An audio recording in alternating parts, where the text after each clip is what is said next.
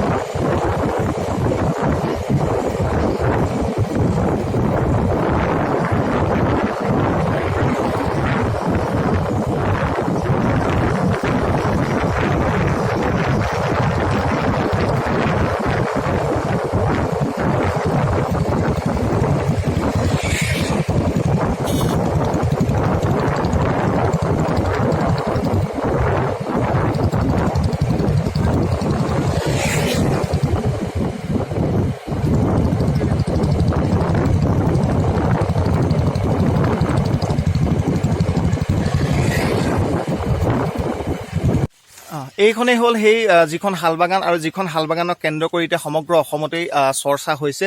যি ডবকাবাসীয়ে যিটো প্ৰকৃতি প্ৰেমৰ যি নিদৰ্শন দাঙি ধৰিছে, সেই প্ৰকৃতি প্ৰেমৰ নিদৰ্শনে ইতিমধ্যে সৰ্বভাৰতীয় প্ৰেক্ষাপটতো চৰ্চা লাভ কৰিছে। ইয়াৰে এগৰাকী সচেতন যুৱক আছে মোৰ লগত, যিগৰাকী যুৱকে এই যিটো আন্দোলন, সেই আন্দোলনটোৰ লগত প্ৰত্যক্ষভাৱে জড়িত হৈ আছে। মই আপোনাৰ পৰা জানিব বিচাৰিছোঁ, এই যিখন হালবাগানক লৈ যি এটা সৰ্বত্ৰে চৰ্চা আৰম্ভ হৈছে, ইয়াতে যিবিলাক গছ আছে সেই বনাঞ্চলবিলাক ধ্বংস কৰি ৰাস্তা নিৰ্মাণ কৰাৰ যিটো পৰিকল্পনা গ্ৰহণ কৰা হৈছে, সেই সম্পৰ্কত ইয়াৰে এগৰাকী সচেতন যুৱক হিচাপে আপুনি কি মন্তব্য দাঙি ধৰিব বিচাৰিব? ছটাতকৈ বেছি জীৱ জন্তুৰ বাসস্থান, য'ত হাতী, হলৌ বান্দৰ, গণেশ পক্ষী, বহুত ধৰণৰ জীৱ জন্তু আছে। আৰু এটা কথা ক'ব লাগিব, ইয়াৰ পৰা 250 মিটাৰ দূৰত নিলগত চৰকাৰৰ ৰিজাৰ্ভ ফৰেষ্ট আছে, সেইফালে ৰাস্তাটো লৈ গ'লে আমাৰ কোনো আপত্তি নাই। আমাৰ উন্নয়ন লাগে, সকলো লাগে, কিন্তু যি উন্নয়নে আমাৰ পৰিৱেশ ধ্বংস কৰে, যি উন্নয়নে ভৱিষ্যতক আমাক ভয়াৱহ দিন ঠেলি দিয়ে, সেই উন্নয়ন আমাৰ নালাগে। আমাৰ ছাত্ৰসকল আৰু বিভিন্ন দল সংগঠন অসমৰ পৰা চুকেকোণৰ পৰা মানুহ ওলাই আহিছে সেই খালবাগানখন বচাবলৈ। তেওঁলোকৰ এটাই আমাৰ দাবী যে এই 250 মিটাৰ নিলগত আপোনালোকে ৰাস্তাটো লৈ যাওক, আমাৰ কোনো আপত্তি নাই। আৰু ইয়াত য'ত নেকি এই অভয়াৰণ্যখনত কাজিৰঙা আৰু এই অভয়াৰণ্যখন একে, য'ত কাজিৰঙাত যেতিয়া বানপানী হয় সেইখিনিৰ পৰা হাতীখিনি এই ইয়ালৈ আহে, আৰু যেতিয়া এই অভয়াৰণ্যখন ধ্বংস কৰি দিয়া হ'ব, সেই হাতীখিনি কিবা সেই বনৰীয়া জীৱ জন্তুখিনি ক'ত যাব? আৰু আমি দেখিবলৈ পাইছোঁ যে যোৱা 30 বছৰত ভাৰতৰ ভিতৰত সৰ্বাধিক গছ ধ্বংস হয় অসমত, আৰু অসমত 14.1% গছ হাবি ধ্বংস হৈ আছে। কিন্তু চৰকাৰৰ কি পদক্ষেপ হাতত লৈছে সেইটো আমি ক'ব নোৱাৰোঁ। কিন্তু এই অভয়াৰণ্যখন যিটো চৰকাৰে হঠকাৰী সিদ্ধান্ত হাতত লৈছে, কেতিয়াও আমি তেওঁলোকৰ কৰিব নিদিওঁ।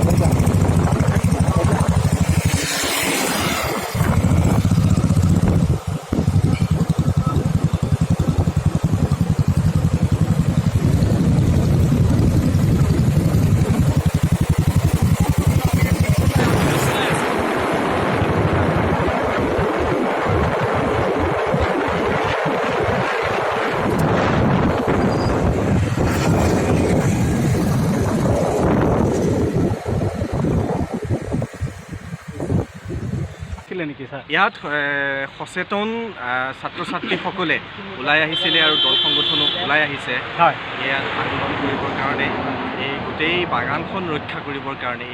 এইখন হ'ল শাল গছৰ বাগান। আজিৰ পৰা 150 বছৰ আগতেই এই বাগানখন প্ৰতিষ্ঠা কৰা হৈছিল বুলি এটা আনুমানিক এটা তথ্য পোৱা গৈছে। গতিকে সেই তথ্যটোৰ ওপৰত ভিত্তি কৰিয়েই চৰকাৰে ইয়াতে যিহেতু ৰাস্তা বনাব, গতিকে এই বাগানখন ৰক্ষা কৰিবৰ কাৰণে ছাত্ৰ ছাত্ৰীসকলে আন্দোলন কৰিছে। এতিয়া কি গাছ কটাটো বন্ধ কৰিছে নে চৰকাৰে নে কাটিবই? চৰকাৰে এতিয়ালৈকে সম্পূৰ্ণভাৱে এটা ডিক্লেৰেশ্যন দিয়া নাই যদিও এটা ইংগিত পোৱা গৈছে যে গছবোৰ চাগে ৰক্ষা কৰি তেওঁলোকে এটা বিকল্পভাৱে অসম চৰকাৰে বিকল্পভাৱে ৰাস্তাটো লৈ যাব পাৰি নেকি তাৰ সিদ্ধান্ত এটা গ্ৰহণ কৰিবলৈ এখন কমিটি গঠন কৰি দিছে। তেওঁলোকে পৰ্যবেক্ষণ কৰি কোনফালে ৰাস্তাটো গ'লে ভাল হ'ব তাৰ ওপৰত ভিত্তি কৰিহে এই হেৰিটো হ'ব। এতিয়ালৈকে ফাইনেল তেনেকুৱা একো এটা সিদ্ধান্ত হোৱা নাই।